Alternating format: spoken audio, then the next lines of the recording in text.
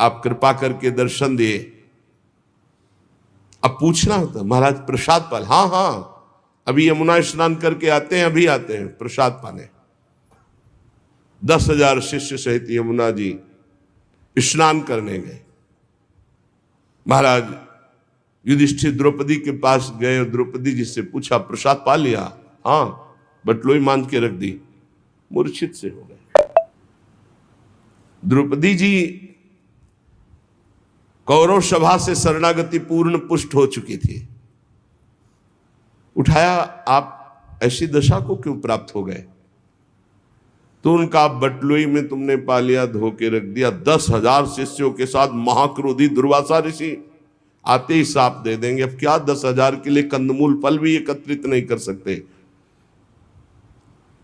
द्रौपदी ने कहा, एक बटलोई का तुम्हें इतना भरोसा है? अरे जो पूरे विश्व को पवाता है वो मेरा श्री कृष्ण है, आप कोई संशय नहीं। आंख मूंदी और ध्यान करके आर्त भाव से पुकारा श्री कृष्ण। तो उनको कहीं आना जाना है? देखा पीतांबर फहराते हुए मुस्कुराते हुए चले आ रहे हैं। आकर के पहले कहा, द्रौपदी बहुत भूख लगी, कुछ पवाओ। समस्या पे समस्या। अरे महाराज इसी समस्या से तो आपको याद किया है। नहीं कृष्ण ने बाद में, बड़ी भूख लगी, कुछ खाने को दो। द्रौपदी ने फिर गदगद कंठ से कहा, प्रभु ऐसे तो मेरे बड़े भाग्य हैं कि आप ऐसे कह रहे, पर प्रभु इस समय कुछ नहीं है, बटलोई मांझ के रख दिया। अच्छा तो जरा बटलोई लाना। ये कर तुम अकर तुम अन्यथा कर तुम सर्व समर्थ भगवान का प्रताप देखो।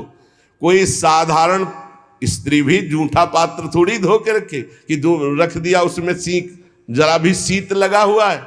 फिर ये तो पतिव्रता है, देवी है, ये कोई स्त्री से प्रकट है क्या? द्रौपदी यज्ञ से प्रकट है। दूसरी बात, जब भगवान सूर्य ने कह दिया कि द्रौपदी के पाने के बाद कुछ नहीं बचेगा, तो कुछ नहीं बचेगा। लेकिन श्री कृष्ण है, एक साक का शीत निकाला। कहां से निकाला?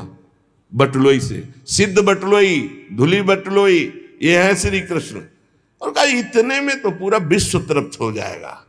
जबान में रखा तो वहां मुनिमंडली जो यमुना स्नान कर रही थी, ऐसा भरा बड़ा आचमन करने की जरूरत नहीं। बोले जाओ, भीम से कहा भगवान ने, कह दो पकवान तैयार है, आओ महाराज।